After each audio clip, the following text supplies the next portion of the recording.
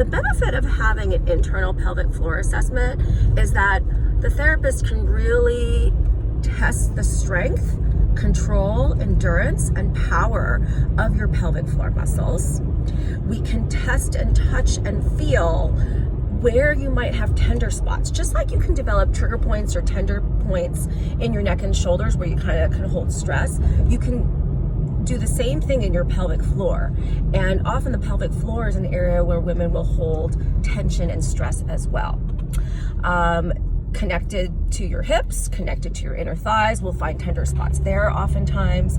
But what I want you to know is that an internal pelvic floor exam by your physical therapist is quite different than that of your OBGYN. There's no speculum involved. They're looking for different things. We are testing the muscle and function and looking for tender points and how your pelvic floor muscles move. Okay, so what typically happens is we will insert one gloved finger and we'll test the 3 different layers of your pelvic floor.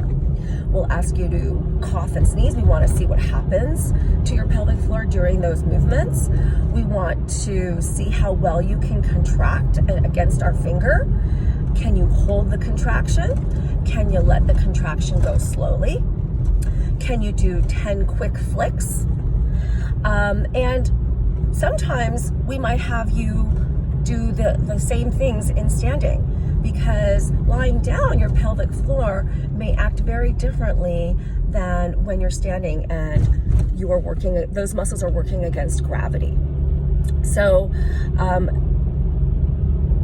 don't be too nervous about having an internal pelvic floor exam. It shouldn't be very uncomfortable, especially if you communicate with your therapist. And as always, if something's uncomfortable, you just let them know, and a lot can be done externally as well. You don't have to have an internal pelvic floor exam. However, I will say that it is very helpful, and you gain useful information that you may not be able to get from an external pelvic floor exam.